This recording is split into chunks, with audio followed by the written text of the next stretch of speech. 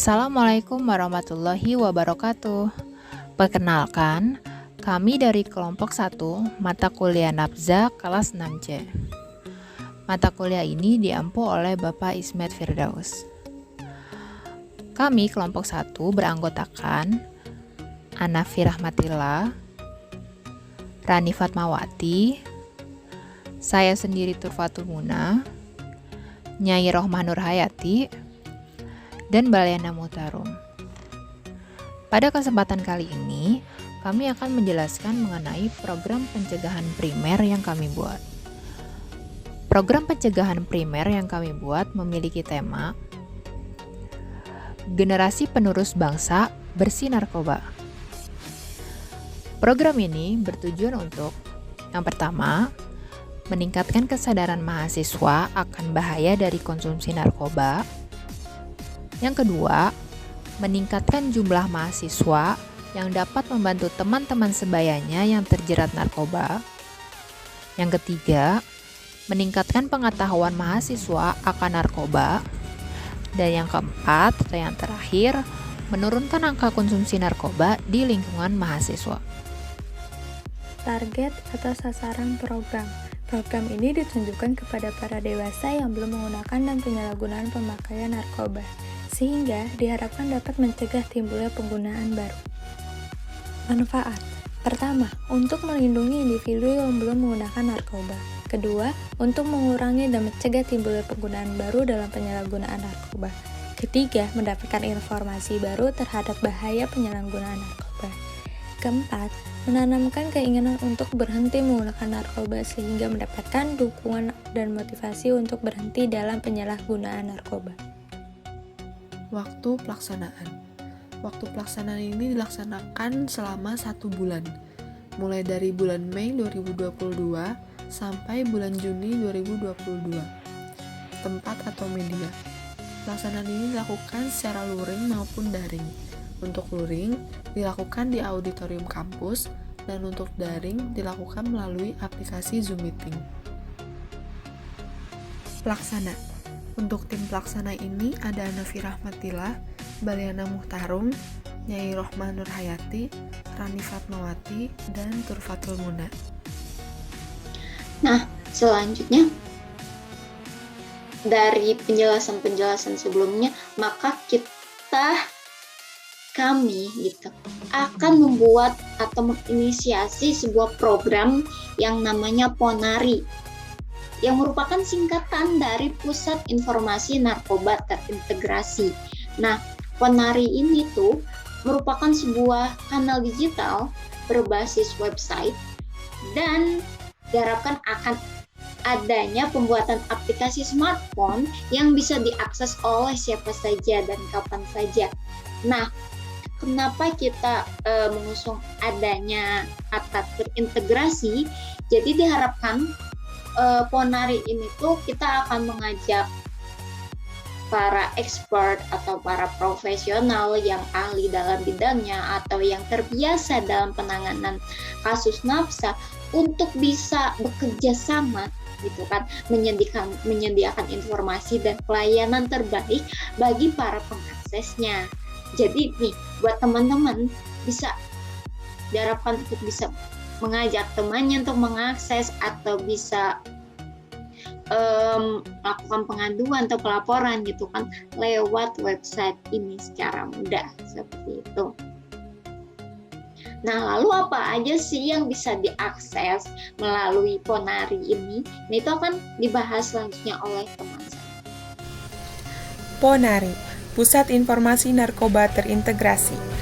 Di dalamnya terdapat komunikasi, informasi, dan juga edukasi. Dalam komunikasi, adanya pelayanan terkait pengaduan, keluhan, dan permintaan rehabilitasi terkait penyalahgunaan narkoba. Dalam informasi, adanya berita terupdate terkait kasus narkoba di Indonesia. Dan dalam edukasi, untuk meminta narasumber dalam pengadaan sosialisasi bagi komunitas tertentu.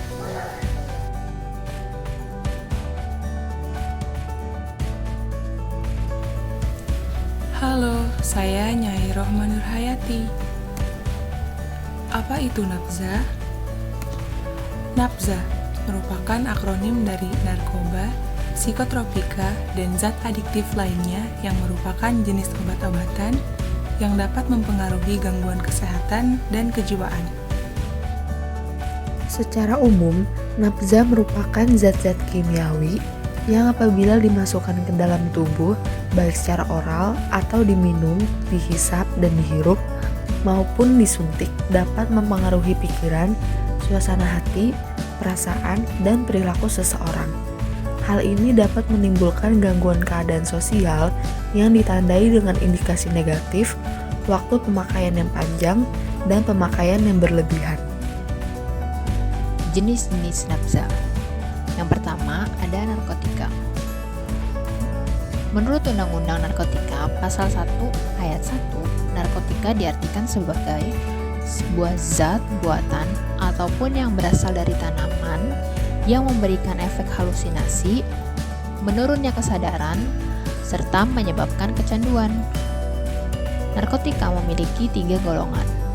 Narkotika golongan pertama, contohnya seperti tanaman koka. Narkotika golongan kedua, contohnya seperti morfin. Dan narkotika golongan ketiga, contohnya adalah kodeina. Jenis nafza yang kedua adalah psikotropika. Psikotropika adalah kategori obat yang dapat mengobati berbagai kondisi. Psikotropika juga dibagi menjadi beberapa golongan.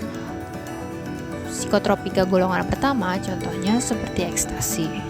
Psikotropika golongan kedua contohnya seperti sabu. Psikotropika golongan ketiga contohnya adalah lumibal. Dan psikotropika golongan keempat contohnya adalah obat penenang. Dan jenis nafza yang terakhir adalah zat psikoaktif. Zat psikoaktif adalah bahan-bahan yang bekerja pada sistem saraf pusat dan menyebabkan ketergantungan jika digunakan berlebihan.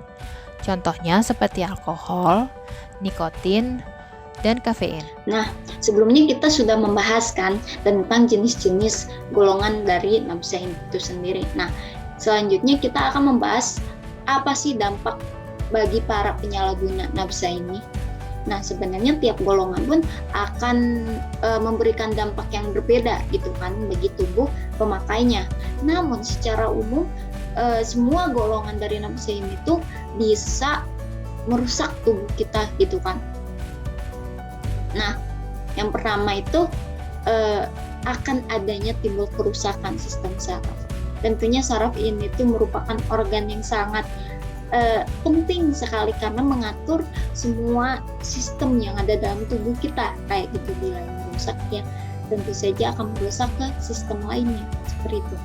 Selanjutnya itu kerusakan paru-paru karena akan adanya bahan kimia yang itu tuh bisa merusak dari jaringan dalam paru-paru kita kayak gitu. Selanjutnya akan ada sakit jantung karena ini tuh berhubungan juga kan dengan saraf kita. Dan selanjutnya sering berhalusinasi, itu kaitannya dengan sistem saraf kita yang sebenarnya udah rusak oleh nafza ini seperti itu.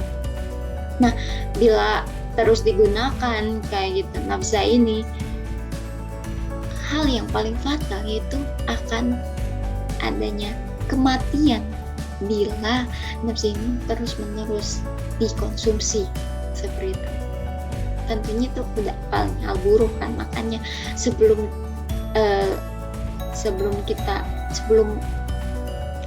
ketika adanya dorongan untuk menggunakan dan mengonsumsi nafza ini, kita harus pertimbangkan kembali gitu kan, memikirkan dampaknya terhadap tubuh kita.